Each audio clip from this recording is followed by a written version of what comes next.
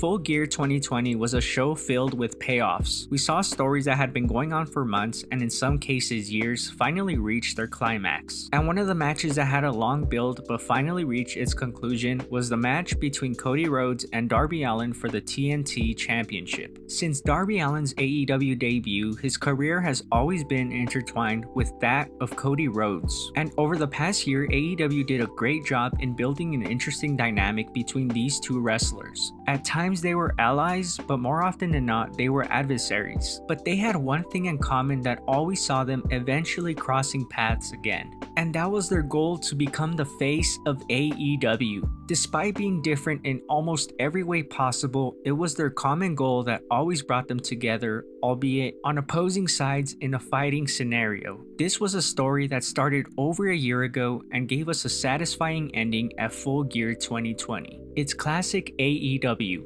This is Tranquilo Club, and this is the long-awaited payoff of Darby Allin.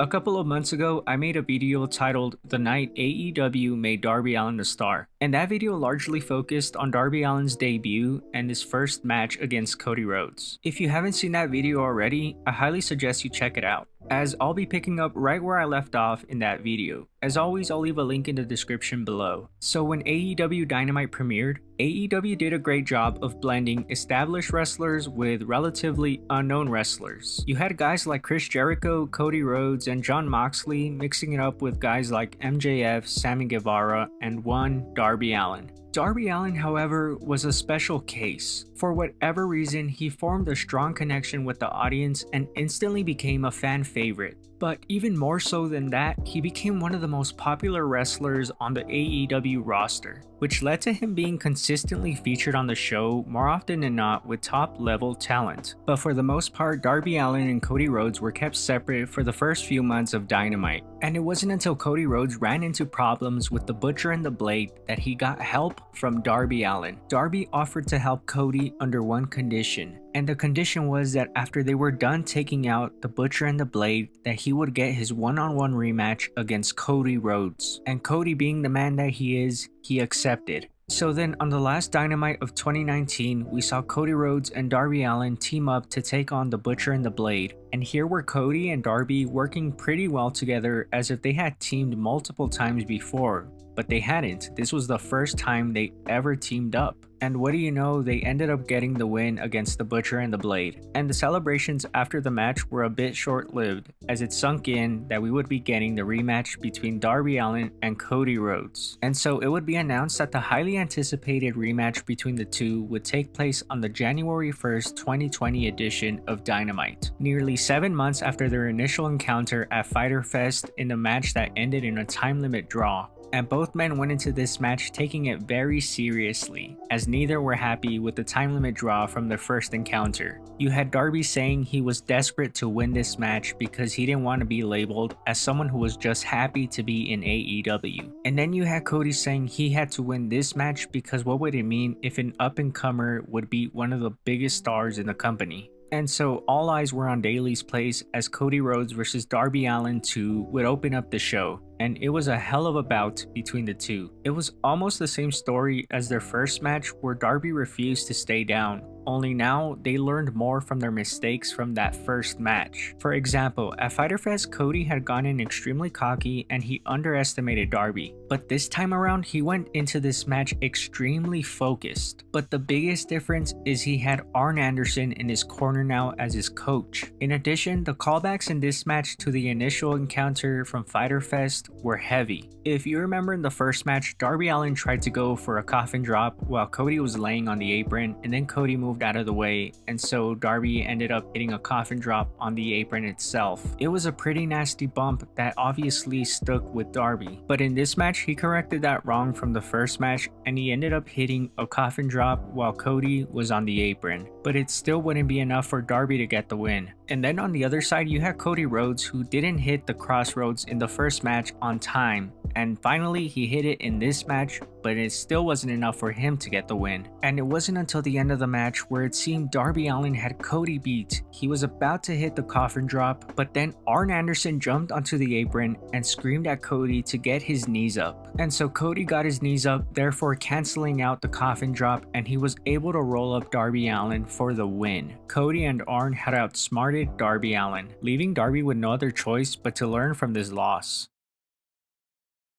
After their second bout, once again Cody Rhodes and Darby Allin would go their separate ways for the next few months. That is until AEW announced that they would be debuting the TNT Championship and that a tournament would take place to crown the first winner. And of course, Darby Allin and Cody Rhodes were drawn in the tournament on the same side of the bracket. And when they both ended up winning their first round matches, a third match between Darby Allin and Cody Rhodes was confirmed. Only this match would be a much bigger deal than their previous two bouts, as it was a semi-final match for a place in the final to be crowned the first ever TNT champion. But before we got to this match, we got a tag team match where Darby and Cody once again teamed up to take on the team of Sammy Guevara and Shawn Spears. And this match would unexpectedly go in the favor of Shawn Spears and Sammy Guevara, as Shawn Spears would roll up Darby Allin for a win. After the match, Darby Allin was visibly frustrated with having lost, and as Cody tried to console him, Darby would clock Cody with a vicious right elbow, leaving Cody absolutely stunned on the floor. At this point, it was safe to say that Darby Allin had had enough. He was tired of losing in cheap ways, and he was willing to do anything to be crowned the first ever TNT champion. And so the semi-final match between Cody and Darby took place the following week, as Cody and Darby added another chapter in their ever-growing rivalry. And this match saw both men resort to tactics that we didn't see in their previous two matches. This was a much more hard-hitting, rule-breaking, desperate outing from both competitors. This match moved a mile a minute. We saw Darby hit Cody with the crossroads and even put a figure four lock on him, and then we saw Cody try to go for the coffin drop on Darby, except Darby got his knees up to counter the coffin drop just as Cody had done in their previous match. And just as he did the last time that they met,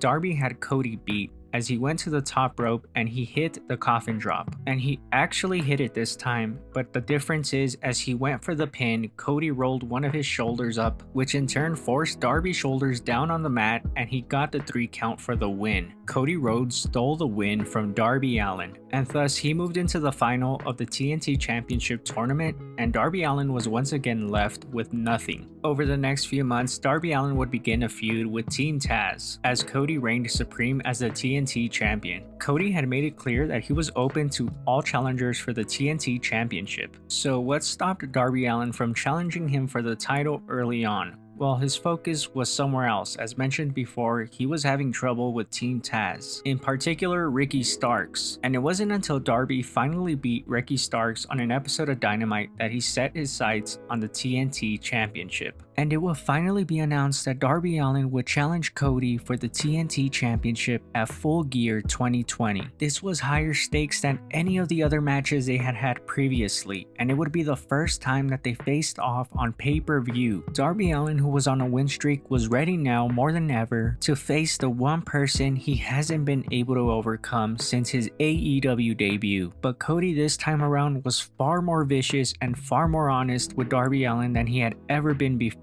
He brought up the fact that he had beaten Darby Allin twice already and that he thought he didn't deserve a shot at the TNT Championship. He also brought up the fact that Darby Allin is constantly called a star of the future and that eventually he's gonna have to get a big win to become a star of today. But Cody assured Darby that it wasn't gonna be against him because Cody called himself the ace of AEW, something that he wasn't gonna be as long as Cody was around. Darby would respond by saying he knew that he wasn't the typical poster boy that TNT might be looking for, but that wouldn't stop him from proving everybody wrong by becoming TNT champion and becoming the face of TNT in his own unique way. The scheduled 4th match between Darby Allin and Cody Rhodes would get more personal than all their previous matches, and this only got the fans behind Darby Allin even more.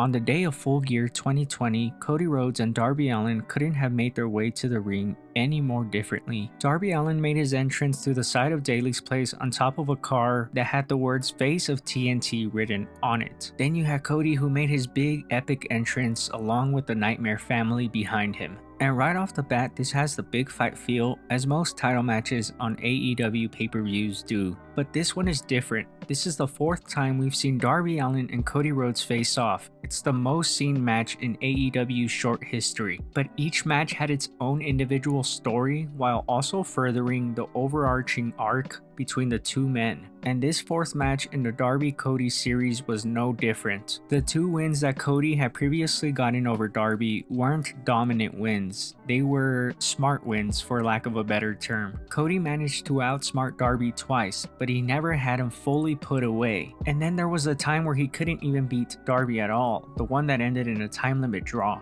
But now is different. Cody is the TNT champion, so he has to get a dominant win here. And dominate he does. As he has throughout the majority of this series, Cody dominates Darby for most of the match. But as always, Darby refuses to give up, and every now and then we see a spark of his brilliance and quickness. But sparks of brilliance haven't been enough against Cody 3 previous times, so he needs something different this time around. As said before, Darby takes an absolute beating in this match, with his shoulder taking most of the damage. We see Darby take a lot of crazy bumps throughout the match as well. At one point, he takes an avalanche crossroads from Cody, and he's saved only by a fortunate rope break. We're now late in the match, and Darby refuses to stay down. This frustrates Cody as he's yelling at Darby to stay down, but Darby refuses, and he even signals Cody to bring it. This only pisses Cody off even more, but it gives Darby an opening to make his comeback. And then Darby hits the coffin drop on Cody,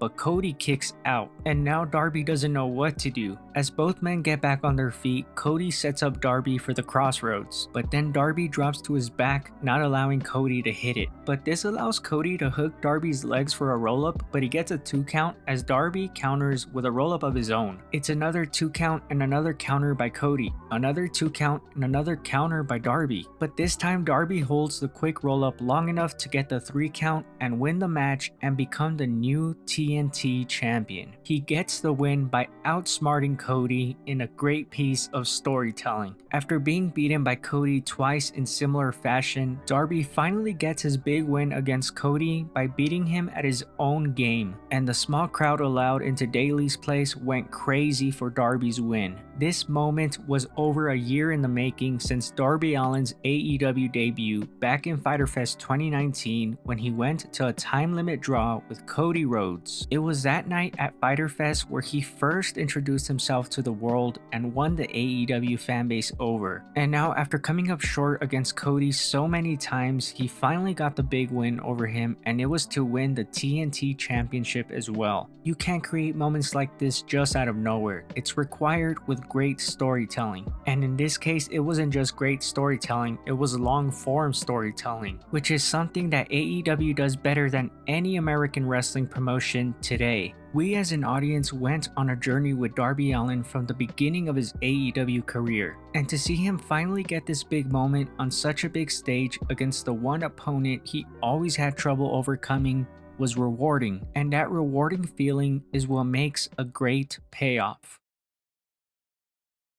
AEW is just about to turn 2 years old, and they're on another level in terms of storytelling. And it's why they've created such compelling characters for their TV show. You actually feel like you're watching characters grow and go through changes in front of your very eyes, and Darby Allin is a perfect example of that. Darby Allin and Cody Rhodes' match at Fyter Fest and this latest match at Full Gear 2020 was separated by a total of 17 months. Let that sink in. Since then, we've seen both wrestlers evolve and grow while also having a series of matches in between that time. So not only did they grow individually, they also grew that story they had between each other every time they came back to face off. And that's the beauty of AEW. Characters can be in multiple stories at a time, and those stories can intersect with each other without it ever feeling forced. Darby Allin's big win at Full Gear 2020 felt so great because he had evolved so much since the first time he had faced Cody at Fyter Fest 2019. But it wasn't just his interactions with Cody that made him grow as a character. It was his interactions with Moxley and Team Taz that made the AEW audience get behind him even more, therefore making this win feel important and assuring us that Darby Allin is the future and the present